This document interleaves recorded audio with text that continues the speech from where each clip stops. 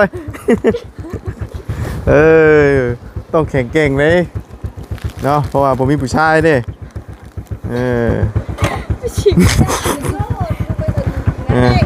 เผาเอาบ่นี่นะยุง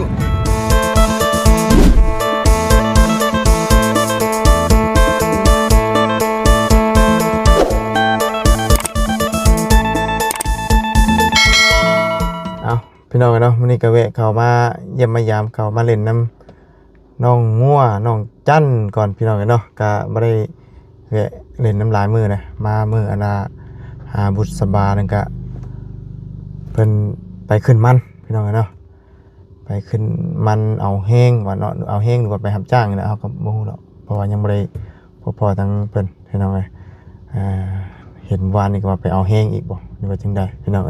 เอาวันนี้ก็แวะเข้ามา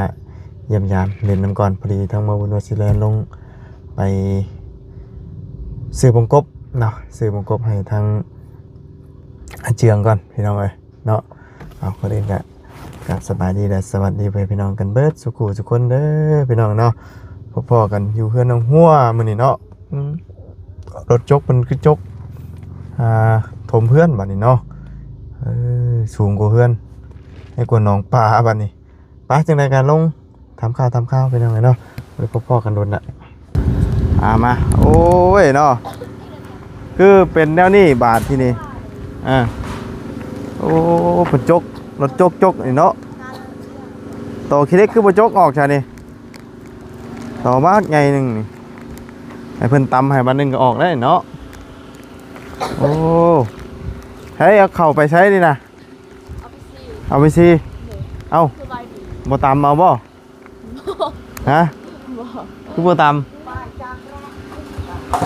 จะไปซีใช่เอ้าซีนี่บ่ได้บ่เพิ่นซีลื่นอยู่เด่นฮะ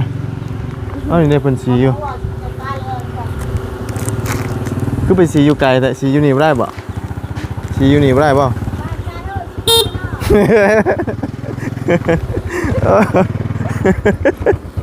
เอ้ยเนาะเอาย่อเอาขึ้นบ่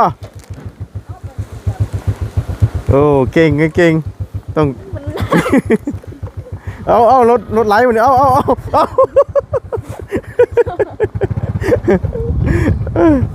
เอายกขึ้นขึ้นบ่มาเฉยซอยต้องแข็งเก่งเลยเนาะเพราะว่าผมมีผู้ชายเด้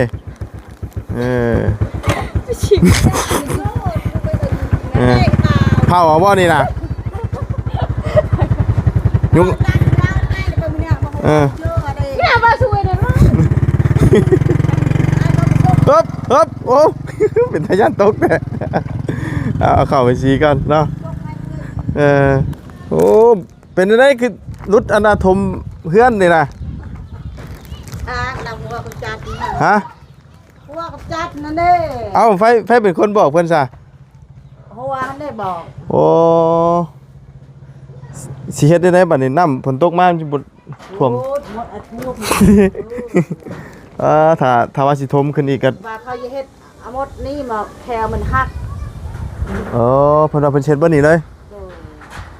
เขียวมักจกหักก่อนว่าหักเฮ็ดอันนั้นเฮ็ดต้นขี้เล็กกันบ่บัดนี้สิเอาดินมาใส่อยู่บ่นี่นะใส่อยู่นี่เห็นดูอันนั้นเพื่อนสิบ่ต่ำบ่บัดจ้าเพื่อนก็สิต่ำอยู่เนาะโดยสีขาวเนาะโดยโอ้ทำฝนตกมานี่ก็โอ้ยเนาะไหลล่วงนะนี่นะเจ้า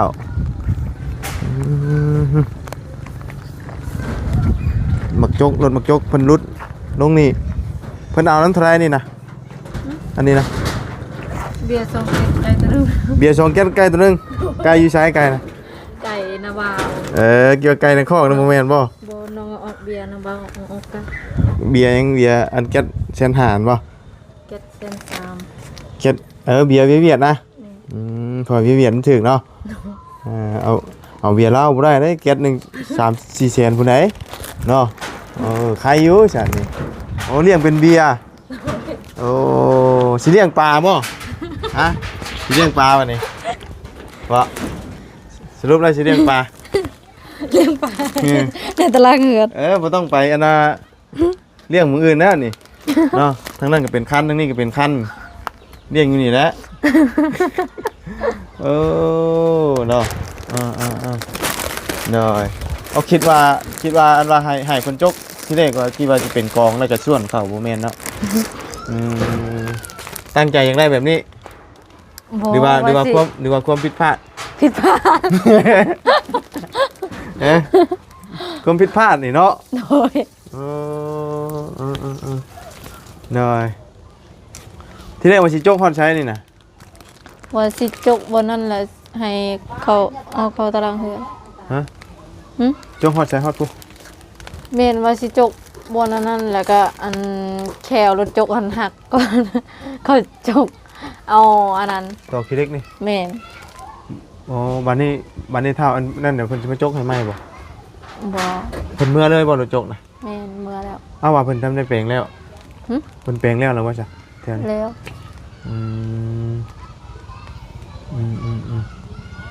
เขียวรถจกฮักโอ้เขียวใหญ่นึงจะฮักเนาะไปได้เจ้านั่นฮะยังไงเมียน้อยช่วงนี้เจ้าอะไรเมียใหญ่บ่เอ้ยเนาะพ่น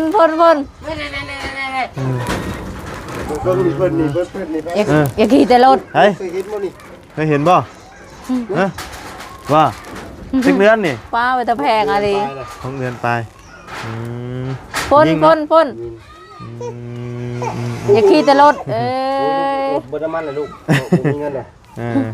โอ้ยมวยไห้ได้ขี่รถนี่นะเว้นยังได้นี่แม่มันนี่ซ่อนกุ้งอยู่นี่พ่นบ่พ่นเอ้ยสิไปกรุงเทพบ่ไปกรุงเทพนะพ่อวันนี้ไปบ่นี่บ่ไปนะพ่นว่ายันเสียงปืนแบะอยู่ใกล้แถวชายแดนบ่ก็อยู่จันทบุรีใกล้อยู่บ่ใกล้แล้วใกล้เนาะปืนบ้ามอยู่บ่แบกไปแล้วค่อยญาติครับลูกน้อยอยู่ลูกใหญ่แค่นี้ป้อมลูกปืนมายักนี่บ่อยู่จันทบุรีว่ามันใกล้เขมรเนาะมียังลูกจะเบิ่งโหลดหลายลูกผมบ่มีเงินเติมเนาะ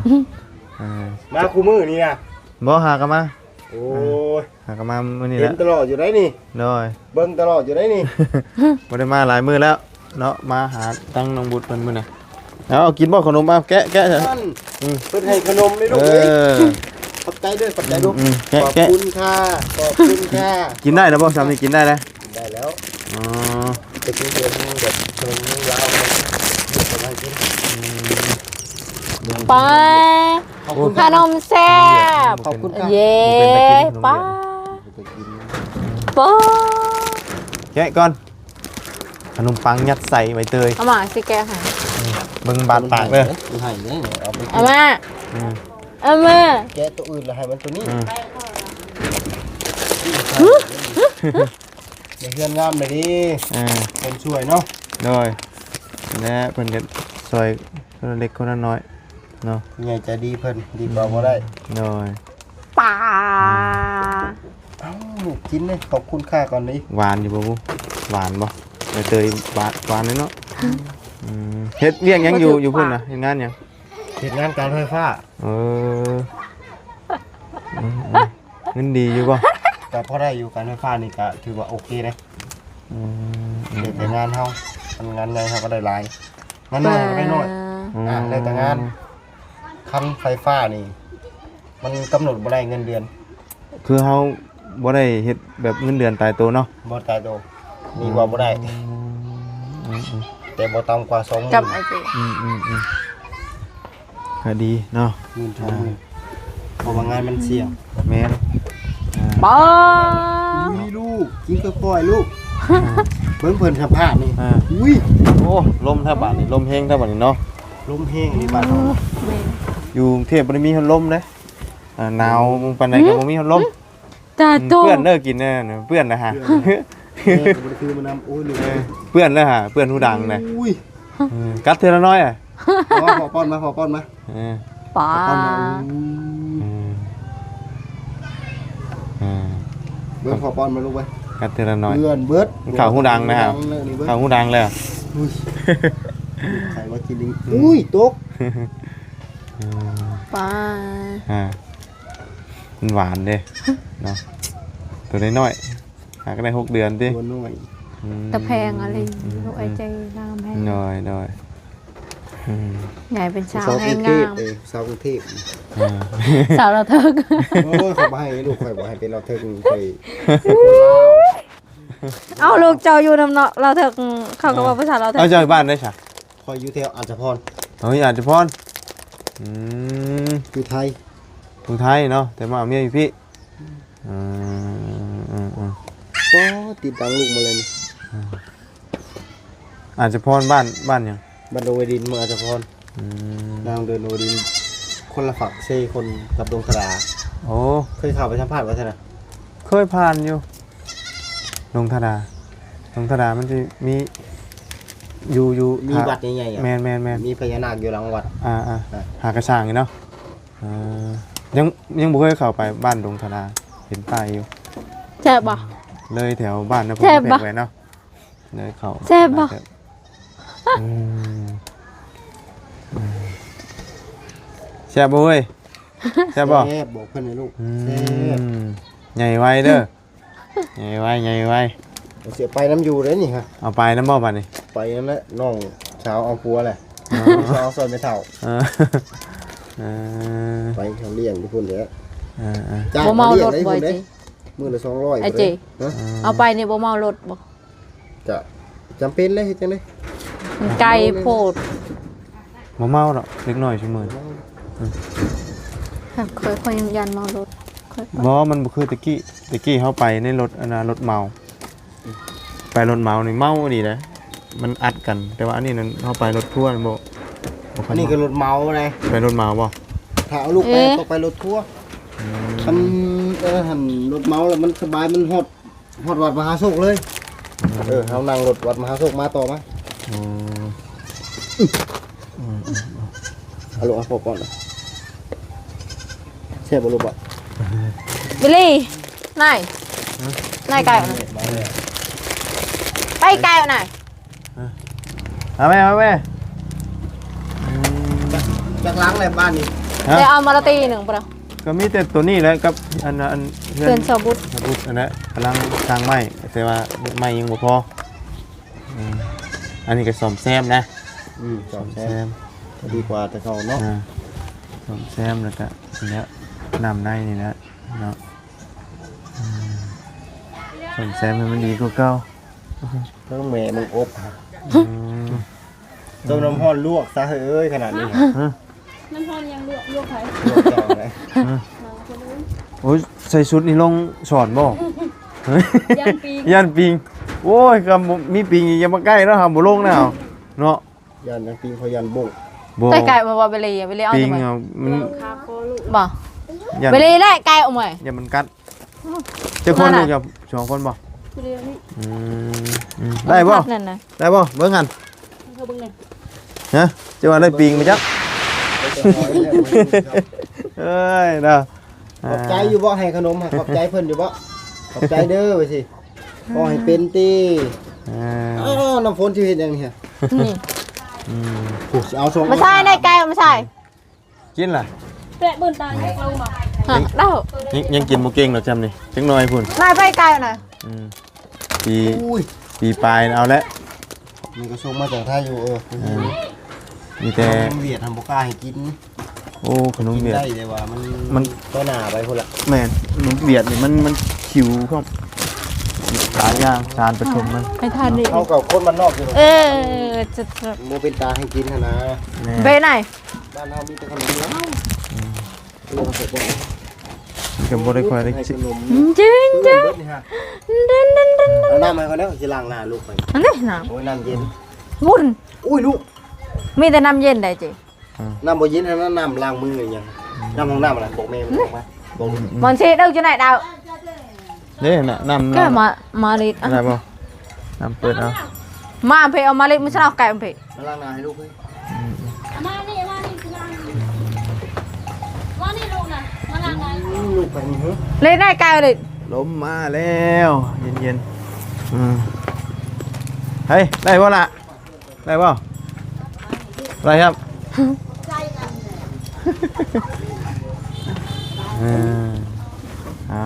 เฮ้ยออกหมากหรือเปล่าแปลงนะฮะ ยังว่าthậtยังว่าthật này ออกมายังthật này จะได้กินง่ายป่ะ เพื่อจะได้กิน บ่ ยังว่าthật เฮ้ยคือว่าไปขึ้นมันบ่2-3 มื้อนี่ แม่ แต่เขาจ้างมื้อว่าเฮาไปแล้วได้ ไปเอาแหงก็เจ้าวันนั้นเรากลมันเขาละเพิ่นมาส่งแหง เจ้าสิคนอะไรของเจ้า ยังตัดล หลายบ่ ำเลยล่ะทางยามันหกแหงส่วน มานั่งที่แล้วข่อย นี่ ลูกข่อยบ่นอนเบิดมือมื้อนี่ลูกข่อยเป็นยังวะลูกข่อยบ่นอนลูกอยู่กับแม่บ่ ให้มือไปลูก มาอยู่กับเจ้าเอ้ยรู้อ่ะ เรากำลังกินเนาะกินนมแม่บ่ กินนมผง ผ่าตัดออกตั้งแต่ผ่าตัดออกบ่ได้เคยกินนมแม่เลย อืม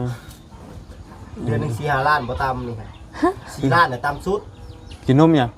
นม นม ไฮ ไฮ คิ คิ ว ว โอ้เบอร์3ของลูกเอาเบอร์3กินเบอร์3แก๊สหนึ่ง300,000เท่าไหร่ก็เดี๋ยวนี้360,000 อันนั้นมันให้คิวกล้องที่ แม่น อันนี้นะพุง นมผงนึง เพราะว่ามันลูกได้2 ปี4 เดือนนี่เด้ ลูกคนน่ะ6-7 เดือนนี่แหละแต่ว่ามันเวลามันกินข้าวซีเล็กน่ะมันอ้วก อ๋อ มันไม่อยากกินบ่หรือบ่ไหนๆเขายังบ่ฮู้เลย เขาบ่อยากกินแล้วนะ มันไม่อยากกินบ่เลยเอายังให้มันกินบัดนี้ เขานี่ละเขาเฮานี่ละเขา จะได้แต่เบา ป้อนเขาแบบใส่สิ้น เจอเช็คใส่เจอ มันเหนียวลูกมันเหนียวลูกมันเหนียวลูก พกอะไรพก ถือว่าก็ใส่cái ăn này cái cha thường đòi đây cha đòi tao bao เพราะว่าซ้ำนี่น่ะบ่อยาก เอา กิ มาน นี่ เกิ นะ ดเรา เขา จะ ชิ้นนี่แหละ đòi cái cha nhầm nhớเจมđòiเจมđòi tao bao คล้ายทิมเป็นบ่ ไอ้ที่ อ่า มาก anh nhớp chứ anh đang nhớp แต่ว่าบ่อยากเลยนะ แต่ว่าคันจี้เขาเข้าหั่นน่ะไปจี้แล้วก็ย่าง กินเหรอ กินน่ะกินแท้ อ่า ยันเป็นใจว่ายันแถวมันสิ โอ้ยมันปกติคนเล็ก เอามันก็ธรรมดา เดิน เขียวนี่ชวนลายมันยังเป็นนุ่ม บอก ๆเอาแบบว่าเขากินนุ่มหวานนี่มันสิเค็ดให้เขียวเมี่ยงไว้ bao đồng quay ทำกินนมจืดมันก็นั่นแม่ง ลงสืนเนาะ ยังกินเบอร์ 1อยู่นะว่านี่น่ะ กินเบอร์หนึ่ง แก๊ส1เท่าไหร่ก็นมพุ่นเดี๋ยวนี้ ร้านเท่าไหรวะร้านเจ็ดเนาะร้าน6ร้าน7เนาะ ล้านแปดแสนกว่า เกือบ2 ล้านพุ่นได้อืม สะดุ้งเลย ทุ่งหนึ่งประมาณ2 อาทิตย์มันกินบางทีก็หมด เพราะว่าลูกสาวกินนมกล่องเดี๋ยวนี้นั่นเดือนหนึงน่ะ5 แก๊สบ่อยู่ จากเดือนจากปีละค่ะ ปี2 ปี หาเจ็ดกินนมน้ำเนาะให้แน่แต่นมพงแห้งดิ้นเลย ก็บ่ให้ 4เอ้านี่ก็แก๊สละ3,600,000 3เนาะไล่เบิ่งแน่ 15 เดือนละล้านหาจะพอขานมบ่ไรค่าขนมอีกได้ฮะ นักอยู่ ได้หาเงินเก่งเนาะยูทูบเบอร์นี่ก็ได้หลายอยู่ดิ ก็มันกับที่แล้วมันกับเดินทางไปหันไปนี่ก็บ่พอสิได้แม่นพอได้กินได้ใช้ในครอบครัวนิดหน่อย ออกบ่เลย อืม เอาบ่มันบ่นี่เนาะ ทั้งขนมนี่มันกิน กินเนาะ มันเห็นเขาตั้งเขาว่าสิป้อนมันให้ก่อนแหละเห็นน่ะ อืม dạ ดูเบิ่งคักเนาะ นี่มันเบิ่งคนนี่เบิ่งแต่ตาแต่หัวหอตีน อืมให้ยานไปเลย แอะลูกแอะลูก no no no no no no no no no no กินกินเด้อใหญ่ไว้เด้อ ยัยไว้ชนเพิ่นมาสัมภาษณ์เดี๋ยวเพิ่นเฮ็ดเทือนให้ได้นี่ได้ อ่า พอบ่มีเงินเลยได้ช่วงนี้นะพอบ่ไหว้แล้วนี่เดี๋ยวล่ะเด้อ กินนมนี่โอ้ nhảy là phải hết việc như thay phải hàng ngân ปลากินนมนี่ยกหมด มื้อหนึง2 แพ็คบ่อยู่อ่ะเพราะว่าข้าวบ่ค่อยกินเด้ แต่ ก่อนนะมันกินเขามันกินได้นะมือยังก็มือละ2 กล่องมันกิน อ๋อ กินหลายแต่เดี๋ยวนี้นะมันกินไปละ5กินไปละ5 อืม ได้ยัง ให้ ไง มันกินข้าวจากปากกระยันมันเป็นพยาธิ กินป้อนแบบแต่ว่าลูกสาวบ่เคยหย่ำนะมีแต่ป้อนแบบนั้นเนาะ ป้อนแบบเข้าเป็นเม็ดเลยบ่ นี่ 6 เดือนนี่มันก็ป้อนได้อยู่แล้ว เป็นเม็ดเลย เดือน ย่ามันคาคอ เอาบ่ได้ใส่หลายเนาะ ใส่ทีละหน่อยทีละบ่แม่นสิใส่คือเฮา ย่ามันจ่อยมันกินแบบย่ามันกินบ่หลาย เอาน้ำเอากระแปงมาดิเอากระแปงมาวางนี่ดิ ไป เมื่อจะได้ลูกบ่นอนนี่เพิ่นก็มาเบิ่งเจ้าเขาไปสิมาเบิ่งเจ้าไปเห็นอยู่นี่เขาก็เลยนั่งดื่มซะให้น้ำฝนมาขอขนมน้ำเพิ่นซะ มีปีงเนาะอยู่หนองนี่เนาะ มีบ่เฮ้ย โอ้เขาใส่ส่งนี่มันบ่หมุนครับบ่ จักเลยเขาไปป้องกันไว้เลยมันจับสลบเลย เอาดิย่านนี้ว่าเรื่องปีงนี่ย่าน ย่าในนี้หรอ เขาขออนุญาตขอจับดินได้ อันให้ตั้งใจจับนี่ได้แต่ว่ามันอยู่น้ำมันมาจับเฮานี่ได้ย่าน บ่ได้ กับตัวอันน่ะตัวทากนะ เอาลูกอ่ะ ตัวนั้นก็ย่าน เออแม่ บ่ไหว2อันนี่มันอันเดียวกันเนาะ เอาลูกนี่ขนมลายพอดีเลยเจ้าฮะเฮ้ยแซ่บ เป็นเลย ลาทู ได้ ลาทูนคือ แล้วนี่พี่นานี่ได้กินปลาได้แถวนี้นะ น้ำท่วมบ่ น้ำท่วม มันอยู่บ้าน ได้กินปลาแล้วนี่ สิมาอยู่เทื่อนึง มื้อไหนสิไปใช่ป่ะนี่ ยังตาดองน้องสาวมาดองน้องเพิ่น ติดดองจะไป ดองเข้าไปแล้ว อยู่เพื่อนกับบ่ไหว้แล้วบ่มีกินนมกะ ดิเชื่อเขาเจ้าno let's no บ่ไหวหรอกให้เฮาเคยหาเงินอยู่พุ่นแล้วมาอยู่บ้านน่ะบ่จักทางหาเลย คน คนจะทางหากระไส้นี่ปาบ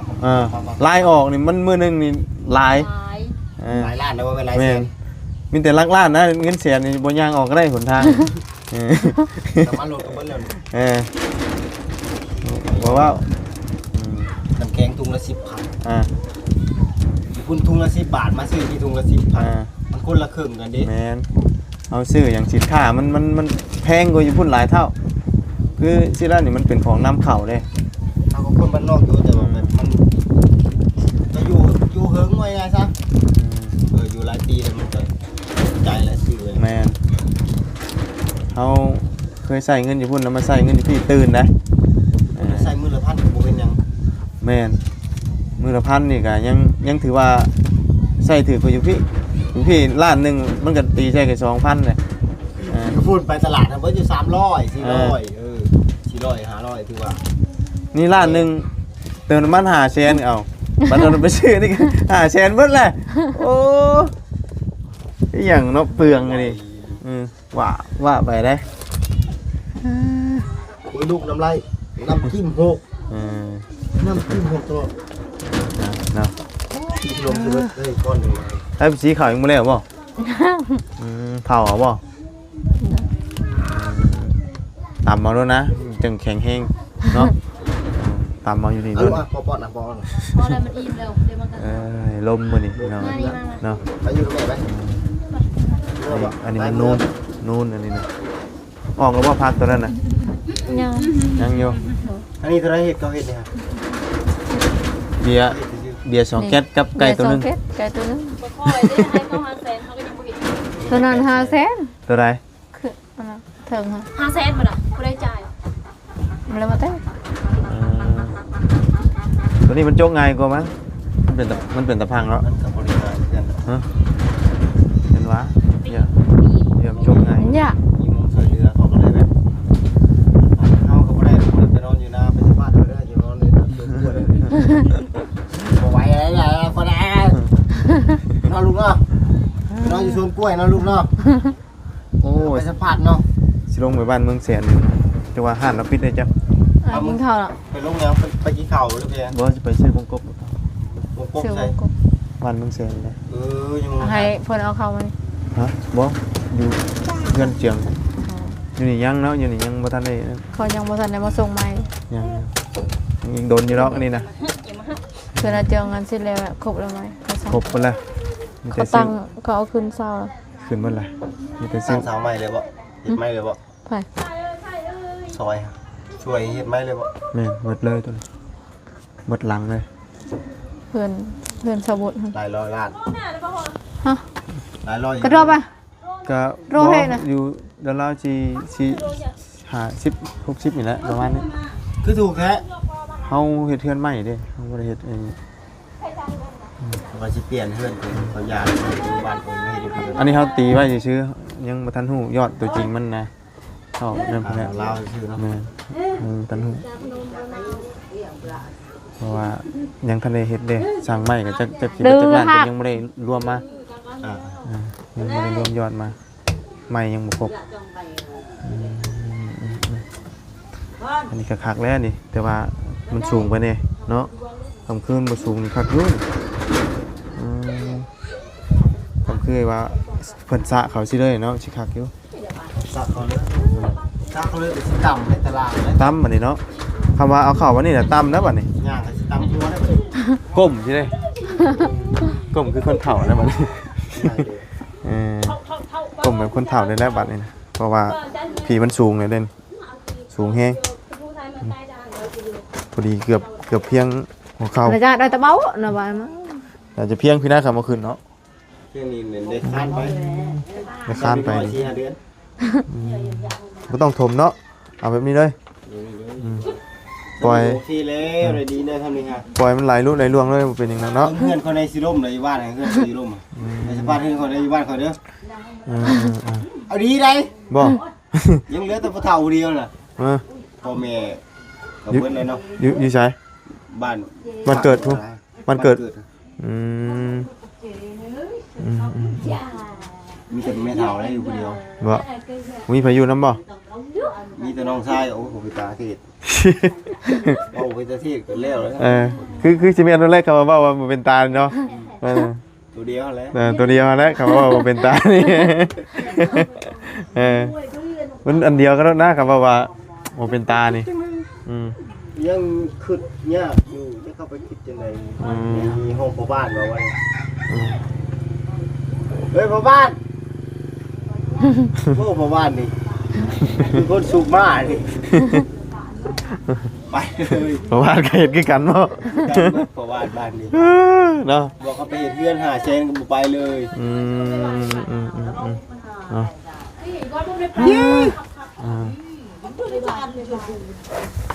เฮ็ดซานมันนี่ก็ไกวน้ำตรงนี้ใช่เฮ็ดที่ครัวกินอยู่ตารางดิมันเพื่อนมันจะบ่ดำอีเด้นี่เฮ็ดอยู่มองนี่ครัวกินให้เพิ่นอีกนี่เฮ็ดมงครัวกินฮะ ทีแรกว่าเช็ดชานให้เรานั่นน่ะเราบ่กล้าล้าง บ่กล้าล้างแล้วมันงาม มันงามเราอ่ะ นี่เฮ็ดอยู่มองนี่นี่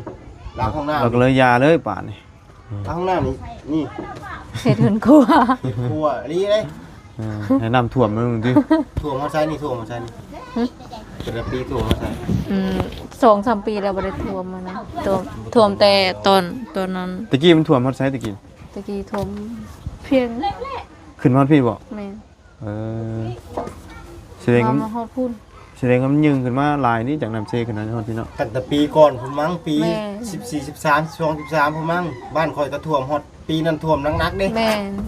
บ้านคอย ท่วมแต่ปีนั่นแหละ บ่เคยฮอด ปีหลังๆบ่ได้ท่วมเลย อืม บ่ได้ท่วมแล้ว2-3 ปี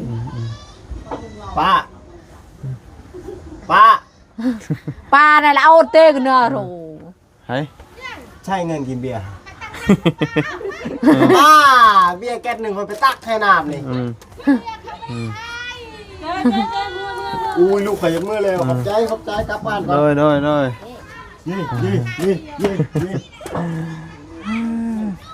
ไปซะเนาะเดี๋ยวจะไปลงวันนี้ก่อนพี่น้องเอ้ยเพราะว่าสิไปอันน่ะ กินข้าวก่อน กินได้ไหมกินได้ก็มากินอันน่ะอาหารเอื้อเรากินอิ่มแล้วก็ลงมาเลยมื้อหน้าก่อนเนาะ โดย มื้อหน้าก่อนสิ แม่ มา ยัง จะโด อั ย นหนึ่งผัก บ่เป็นหยังมือใหม่ก่อนยังเน็ตอยู่เดี๋ยวนี้ ยัดกับบ่ลงแล้วเดี๋ยวมื้อนี้นะเนาะสิเข้ามาเรื่อยอยู่ดอกเพราะว่าเพื่อนน้องบุตรเพิ่นนี่แหละ บ่ได้เข้าไปหาน้องบุญ ยังบ่ได้เข้าหรอกเพราะว่าสิลงเพิ่นก่อนเพราะว่ายันมันปิด โอเคเออ Rồi rồi. Náo à? Thế nghe เพิ่น bà? สิไปอันนั้น Hả? คริสต์มาสคริสต์มาสอยู่วันเกียงไคย Phải kít cho mắt. เละว่าบ่อัด Ông phân hết rồi bò? Phân hết này. อ๋ออายบ่เห็นซะบ่อันเขาตัง เขาตังตุก Phân thi sao hả? โอ้ย Phân ไม่ฮะ Phân thi sao hả? Phân hùng nguyên thì. แต่ไอ้ไก่ออกแต่เนาะ Rồi, nhân hóa giờ thi sao hả? เลยก็ที่ บ่อยู่นี่เขาเฮ็ดวันที่20ไปอยู่พุธนั้นก็เฮ็ดวันนี้วันที่15 Rồi. อีดน้องนี่มาเลยเปิดตีความอัดเจ้า Ôi, nào là bà này. Nó. Yên đó. Yên nó tu nó. เจ้า Không. ไปสังเกตเย็ด Sẽ nghe rồi. ไง Ảm chứ bò nằm. อาบเด้อ Ảm chứ nó.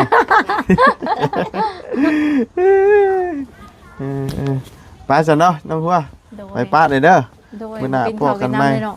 Mưa nà. Bố bên nhá, mẹ khọp trái lại mưa may. Kín đâu, kín đặc cả ma. Nhưng thì ma lưỡi dù khẩu cho chỉ bớt chứ đó. Ở chung mới kín lại. สบายดี Đại thưa nế nó, mưa này im gặp anh là viên còn đấy ạ. Mưa này không im có. Mưa im mà kín một xếp đó hả? บ่บุญบ่จะลงเมืองอ่ะ Mưa là mưa này. ลงมื้อนี้ Mẹ. Nó mới khỏi mà bò. Và là mưa này đi. Mưa ở lột đâu chứ. Vàเขานัดรถวันที่15ได้ยินว่ามื้อ16เนาะเนี่ยแล้วมื้อเอารถเนาะเพราะว่ารถวันจันทร์เนี่ยเนาะอันนี้ก็ปะไปสิเลย วันนี้ฝนตกน้ำท่วม ฝนตกเนี่ยเอาปลาเน้นมาปล่อยรถแถวนี้เนาะ